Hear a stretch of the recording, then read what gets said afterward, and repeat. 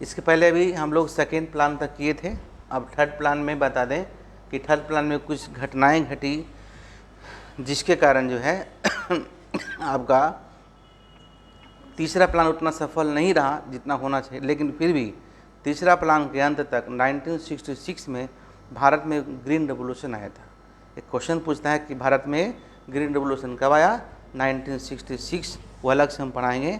Norman Borlaug को father of green revolution of world कहा जाता है और एम एस स्वामीनाथन को father of green revolution for India कहा जाता है, क्योंकि उन्हीं के मतलब प्रयास से आपका जो भारत में जो है एग्रीकल्चर में एक बहुत बड़े पैमाने पर उत्पादन की क्षमता कई गुना बढ़ गया, लगभग 4 टाइम्स बढ़ गया। बिहार में एक ज़िला था जिसका नाम था शाहाबाद, जिसको ग्रीन रेवोल्यूशन के लिए चुना गया था, लेकिन शाहाबाद ज़िला अब है नहीं। इसलिए क्वेश्चन जब पूछता है कि बिहार कौन सा ज़िला था तो शाहाबाद लिखिएगा। अरवल, भोजपुर वगैरह सब ज़िला बन गया है और सब मिला के पहले क्या था? शाहाबाद था, याद रखिएगा। और ये ग्रीन रेवोल्यूशन के लिए 7 ज़िला को चुना गया था। उसमें से एक लुधियाना था पंजाब का, तंजौर था तमिलनाडु का, है ना, रायपुर था। इस तरह से आपका जो है और भी अलग अलग था, 5-7 ज़िला आपका था, जिसमें से आपको ग्रीन रेवोल्यूशन का चुना गया। अब देखिए जो तीसरा प्लान था, तीसरा प्लान में घटनाएं क्या क्या घटी। पहला घटना तो हमारे क्या देश के प्रधानमंत्री ने, पहला जो घटना है 1962 में अचानक चाइना के साथ युद्ध हुआ, जो के लिए मेरे के लिए बहुत ही बुरी खबर थी। अचानक हमला होना, कभी सोचे भी नहीं सरकार थी कि हमारे ऊपर चाइना हमला करेगा, जो कि भाई भाई होने का नारा देता था। उसके बाद जो है आपका 1965 में हमारे इंदिरा आपका जो है पंडित जवाहरलाल नेहरू चल बसे, और उसके बाद जो है कुछ समय तक गुलजार नंदा हमारे यहाँ एक्टिंग प्राइम मिनिस्टर रहे, और उसके बाद क्या हुए आपके लाल बहादुर शास्त्री, उनकी मृत्यु हो गई कुछ समय के बाद। हालांकि उनके पीरियड में हमारे यहाँ युद्ध लड़ी गई पाकिस्तान के साथ, है ना। तो मुख्य रूप से जो है इसके अलावा कुछ और घटनाएं, सुखाड़ का, बाढ़ का समस्या था। तो इस प्लान में क्या क्या कहा गया देख लीजिए। पहला तो कहा गया कि राष्ट्रीय आय को 5% से प्रति एनम को बढ़ाना, और इस तरह से इन्वेस्टमेंट करना कि आने वाला कल में भी प्लान में भी इसी तरह से मतलब कि हमारा जो ग्रोथ का रेट है बना रहे इन्वेस्टमेंट का।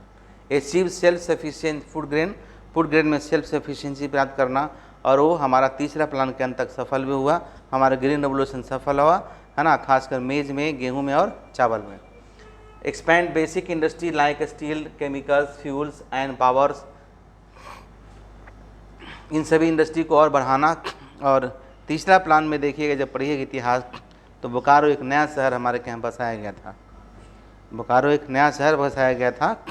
हालांकि ये काम शुरुआत इंदिरा गांधी के द्वारा किया गया, लेकिन चुनी गई ज़मीन पहले से ही थी, जिससे हमारे यहाँ बड़े पैमाने पर रोज़गार भी मिला। बिहार झारखंड एक हुआ करता था, वहाँ पे स्टील प्लांट की व्यवस्था की, बड़े पैमाने पर स्टील का उत्पादन होता था, जहाँ पे काफ़ी सारे लोगों को सरकारी नौकरियाँ मिली थी, लोकल लोगों को भी और बिहार झारखंड के लोगों को भी, और पूरे इंडिया से भी लोग काम करने के लिए आते थे। Establish progressively greater equality of opportunity of bring about the national disparity in income, और राष्ट्रीय आय को सही तरीके से हर राज्य को देना। मतलब ये ऑब्जेक्टिव था, क्योंकि प्लानिंग कमीशन का क्या काम था? सजेशन देना कि राष्ट्रीय आय को इस तरह से बंटवारा करें, मतलब जो सरकार के पास इनकम होता है वो राज्यों को इस तरह से दें कि राज्यों में जो इनइक्वालिटी है, जो डिस्पैरिटी है, डिस्पैरिटी मतलब विषमताएँ जो है वो आपका कम हो। क्लियर। उसके बाद 3 हमारा एनुअल प्लान आया। इस प्लान को क्या हम लोग बोलते थे? Plan holiday. याद कीजिए, अभी मैंने आपसे क्वेश्चन किया था कि प्लान हॉलीडे क्या है, तो ये आपका जो है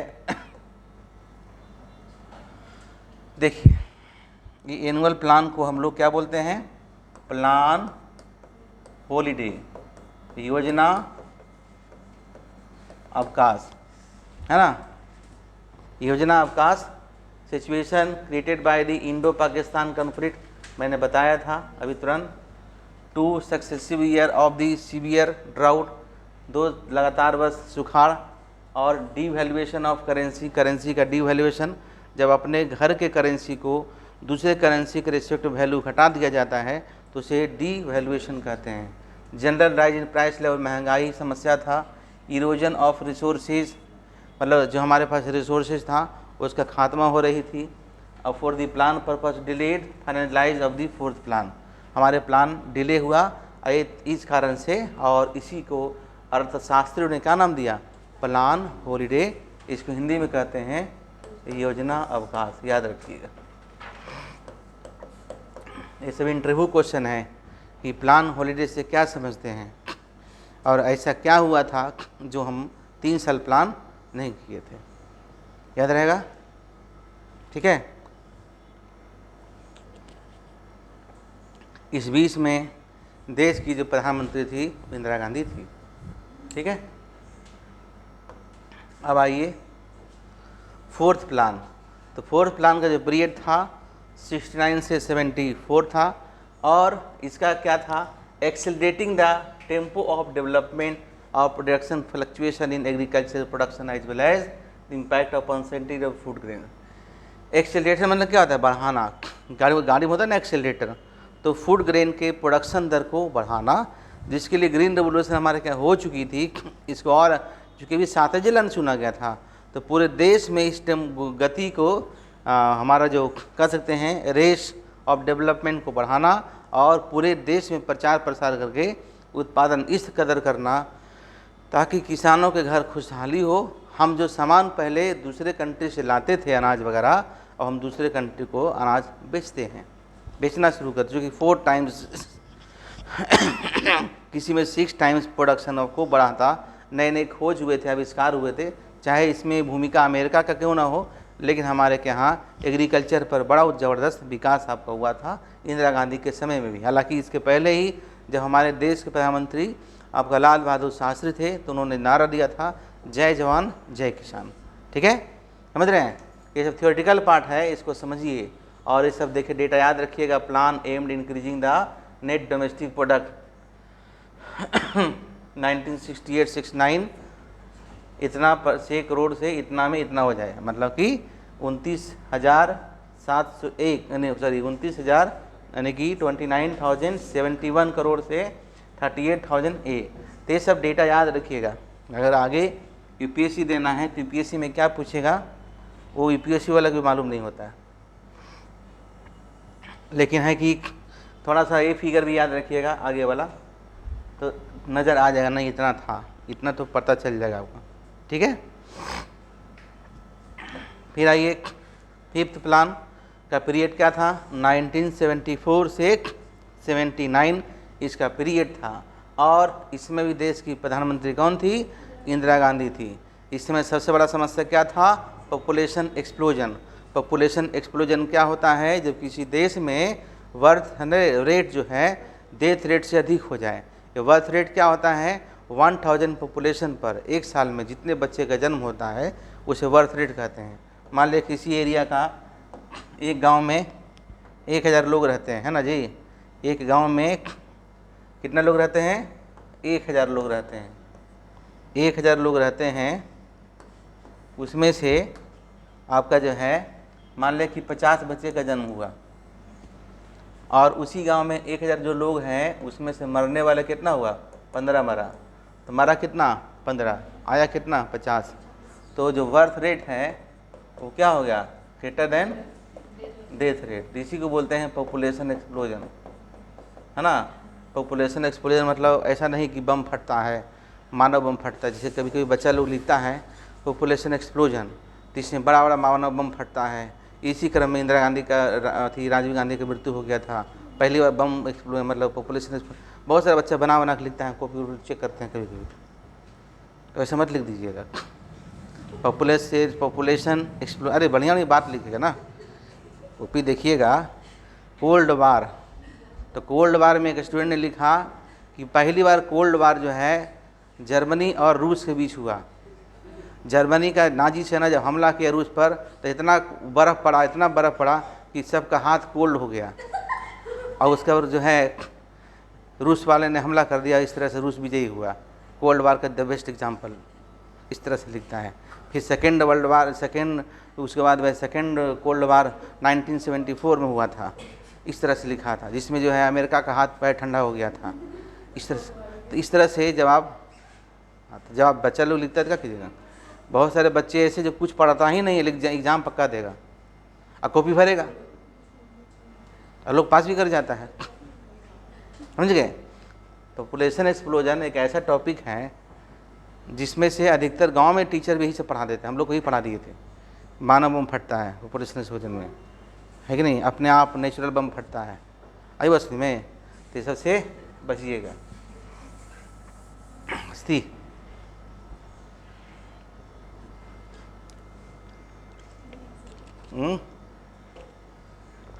अब देखिए बड़ा भयानक पीरियड था हमारे यहाँ, क्योंकि इसी भी 1978 में चुनाव हुआ था, इंदिरा गांधी रायबरेली से चुनाव हार गई थी। इतना आक्रोश था, क्यों आक्रोश था? तो इसलिए आक्रोश था कि जनसंख्या को नियंत्रण करने के लिए इन्होंने कहा कि भाई जो दो बच्चे जिसके पास है या ठेठ हिंदी में समझो, वो अपना अपना ऑपरेशन करा ले, या तो मर्द या तो पुरुष, समझे। अब को कराने वाला था नहीं, आज नहीं कराएगा दूसरे में कहाँ से कराता, उतना लोग शिक्षित भी नहीं थे। तो जो भी टेम्पो वाला जाने वाला हो, स्टेट बस में चलने वाला ड्राइवर हो, ऑफिस में 2 लोग हो, इसका एक बेटा था संजय गांधी हुआ करते थे, तो सबको पकड़ पकड़ ले गया। कितना बच्चा है? 3। अच्छा चल आपने नसबंदी कर दिया, ऑपरेशन कर दिया, है ना। तो इस तरह से घटना से लोग काफ़ी नाराज़ थे और लोगों का आक्रोश था, है ना। और इसी बीच एक व्यक्ति हुए जिनका नाम था जयप्रकाश नारायण, जिनके चेला आज पूरे इंडिया में घूम रहे हैं। पहली बार गैर कांग्रेसी सरकार बनी, 1978 में चुनाव हुआ तो एक माहौल बनाया गया, हालांकि वो सरकार लंबे समय तक चली नहीं, है ना, और चुनाव हालांकि जीती, है ना। उसमें रामविलास पासवान भी थे, नीतीश कुमार भी थे, चंद्रशेखर भी थे, जो बहुत लोग देख कर, बीपी सिंह भी थे, बहुत सारे ऐसे लोग थे, लालू जी भी हमारे थे, जितने थे देख रहे हो ना, जितने आजकल इधर उधर आपका मुलायम सिंह यादव जी भी थे, सब थे, और सब मिलके, अटल बिहारी वाजपेयी भी थे उसमें, और सब मिलके एक शहरी सरकार बनानी। उस समय जो सरकार बनी थी किसका मालूम है? मोरारजी देसाई देश के प्रधानमंत्री थे, ठीक है। तो against the backdrop of the severe inflationary pressure, जो बहुत सारा महंगाई था उसके बीच कहा क्या, महंगाई कंट्रोल करना सबसे पहला मुद्दा होगा इस प्लान का। The major objective plan were achieve self reliance in adopt measures प्रोरेजिंग the consumption standard of people of living. कह रहा पहला जो हमारा ऑब्जेक्टिव था वो सेल्फ रिलायंस था, फूड ग्रेन्स में भी था और सारे सेक्टर्स में भी था, और हमारे के यहाँ जो स्टैंडर्ड ऑफ लिविंग को बढ़ाना था, मतलब लोगों की इस तरह से किया जाए कि लोगों की इनकम बढ़े। किसी भी देश में रहने वाले लोगों की इनकम कब बढ़ेगा, कब स्टैंडर्ड ऑफ लिविंग कब बढ़ेगा? जब वहाँ के लोगों का इनकम बढ़ेगा, समझे। जब लोगों का इनकम बढ़ेगा तभी स्टैंडर्ड ऑफ लिविंग बढ़ाने की हम बात कर सकते हैं, ठीक है। तार जो है ना सब देखो यहाँ से काटा है, सब क्लियर। अब इस तरह से आपको जो है 6 प्लान देखना है, 7 प्लान देखना है, तो इस तरह से एक बार अगर खाका बन गया तो इससे 2 आंसर लिखा है। एक तो हमारे के यहाँ प्लानिंग में क्या क्या हुआ, और दूसरा क्या हुआ कि स्ट्रेटजी ऑफ प्लानिंग। तो लिखाएगा 12 का स्ट्रेटजी क्या था, है कि नहीं, या critical evaluation of Indian plan system, तो यही होगा। तो एक क्वेश्चन पढ़े हैं और इसमें से बहुत सारे टाइप का आंसर आपको लिखा जाए, लेकिन याद रखिए टेबल जो डेटा वाला याद रखिएगा आप एग्जाम में। और यहाँ से 6 प्लान है ना, जैसे 5th प्लान हुआ, तो 5th प्लान हुआ तो इसी बीच में आपको हम बताए थे 1978 में, देखिए ध्यान दीजिए, 1978 में जब सरकार चुन के आई थी ना, तब उनका जो पहले का जो प्लान था उसको कैंसिल करके इन्होंने 1978 से कितना हो गया 1983 के लिए प्लान शुरू किए थे। उन्होंने रोलिंग प्लान की शुरुआत की थी, है ना, जिसमें हर साल प्लान में नया नया कुछ जुड़ेगा। हालांकि रोलिंग प्लान सफल नहीं हुआ क्योंकि सरकारें सफल नहीं हुआ, तो बाद में 1 साल के बाद 1.5 साल के बाद ये सब सरकार गिर गई। फिर से जब चुनाव हुआ ना 1978-9 में, तो इंदिरा गांधी फिर से वापस आ गई, है ना। इसे देखते होंगे 78 से लेके 1978 से लेके आपका जो है 1980 तक के जो प्लान को हम लोग रोलिंग प्लान कहते हैं। जीएस में क्वेश्चन पूछा जाता है, क्या बोलते हैं हम लोग, रोलिंग प्लान कहते हैं। रोलिंग प्लान अलग से डिस्कस करें, इसके बाद जब टाइप्स ऑफ प्लानिंग पढ़ाएंगे तो रोलिंग प्लान आपको बताएंगे डिटेल्स में। क्लियर? क्या हुआ? रोलिंग प्लान हुआ। क्यों हुआ? Due to change in the government at center, है ना। और एक साल जो है ऐसे उनको जब सरकार वापस आई तो ऐसे उन्होंने क्या किया कि 1978 से जो 89 तक का प्लान था ना उसको कंटिन्यू रखी, और एक साल के लिए इंदिरा गांधी जब आई 1979 से 1980 तक का कोई प्लान आपको नहीं किया, इसे हम बताए भी पहले थे। फिर आपका जो है 6 प्लान जब शुरू हुआ तो इसका ऑब्जेक्टिव क्या था? नारा ही था, इंदिरा लाओ गरीबी भगाओ। मतलब चुनाव हार नहीं गई थी तो उसमें लोगों ने नारा दिया, इंदिरा लाओ गरीबी भगाओ, गरीबी हटाओ इंदिरा लाओ, इस तरह से नारा दिया गया था। तो जब चुनाव में सत्ता में जीत के आई तो सबसे पहला था कि गरीबी को कैसे कम किया जाए, इसलिए उन्होंने बहुत सारे मापदंड भी अपनाए। देखिए, removal of poverty was the foremost objective of the 6th plan, जिसका पीरियड था 1980-85। हालांकि इसमें भी घटना घटी।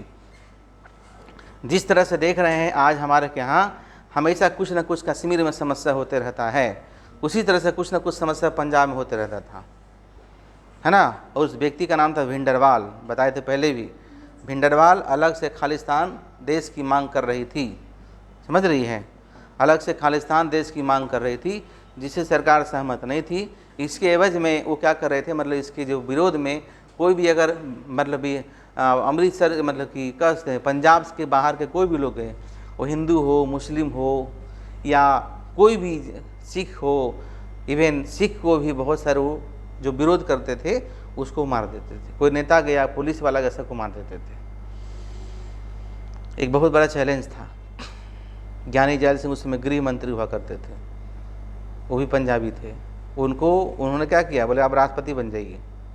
गृह मंत्रालय इंदिरा गांधी अपने अंदर रखी, एक प्लान बनाए, वह आज तो इसको ख़त्म कर देंगे, है ना।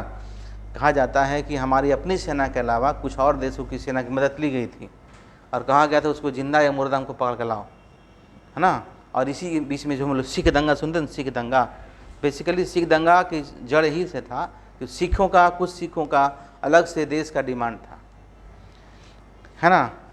और फिर ब्रीफ में ही जाने कि वो जो स्वर्ण यानी कि गोल्डन टेम्पल है वही उनका अड्डा हुआ करता था, और जो भी जाते थे वहाँ पे मार देते थे। सरकार ने पहले खाना पानी बंद किया, फिर दोनों में काफ़ी युद्ध हुआ। जो भी युद्ध हुआ बहुत सिख लोग मारे गए, क्योंकि सरकार अगर अपना चाह लेगी तो सरकार को कौन क्या कर सकता है, इससे मजबूत को है नहीं, है ना। और अंततः जो है भिंडरवाल मारे गए। उसके मारे जाने के बाद उसी का जो है उसमें बहुत सारे ऐसे सिख भाई जो मारे गए, और उसी में से एक सिख भाई जो थे उनका जो है आपका बेटा जो है आपका इंदिरा गांधी का बॉडीगार्ड था, यशवंत क्या नाम था, बेन सिंह। तो लग गया तो वो आपका जो है सारा 36 गोली इंदिरा गांधी के सीने में उतार दिया। इंदिरा गांधी भी मर गई। उस समय इतना व्यवस्था नहीं होता था, एम्बुलेंसें आने में लग गया आधे घंटा। सोचिए कितने सिंपल लोग रहते थे उस समय। तब कि तो उसके बाद से जो है बहुत ही कड़ाई होना शुरू हो गया, और लगे हाथ बताएंगे जब कि आपका जो 7 RCR देखते हैं ना, उसी के बाद 7 RCR जो प्रधानमंत्री निवास बना था, और राजीव गांधी शायद उसमें रहने वाले पहले व्यक्ति थे। राजीव गांधी की मृत्यु हो गई, तब से और कड़ी सुरक्षा हो गई, है ना। तो इस तरह से हमारे यहाँ 3 प्रधानमंत्री, राजीव गांधी, इंदिरा गांधी और एक कौन थे, और लाल बहादुर शास्त्री। इनको मर्डर ही कहो क्योंकि आज तक तो पता चला नहीं है ना। तो ये आपका था। और बता दें आपको, इसी पीरियड में 1980 में ही प्राइवेटाइजेशन की शुरुआत हो गई थी। मतलब चूँकि बड़े पैमाने पर रोज़गार देना था, तो बड़े बड़े कंपनियों से साठ-गांठ करके भारत में इंडस्ट्री लगाने की बात की थी, है ना। सरकार लिबरल हो रही थी, चूँकि मनमोहन सिंह देश के मतलब इंदिरा गांधी के एडवाइज़र भी रह चुके हैं, हमारे प्रधानमंत्री सलाहकार भी रह चुके हैं, तो लिबरल पॉलिसी के महानायक हैं कह सकते हैं उनको, है ना। तो इस तरह से लंबी लड़ाई चली आपका जो है। और आपका जो आपका 6 प्लान है वो ये नहीं कह सकते हैं सफल रहा, इसमें वाकई कुछ किया गया। और उसके बाद जो बचा कुचा उसके बेटे राजीव गांधी ने पूरा किया, आगे बताएंगे, है ना। अब देखिए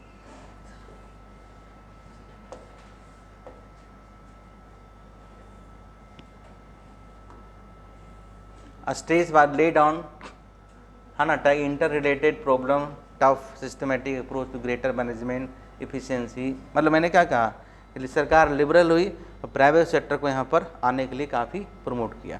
7 प्लान,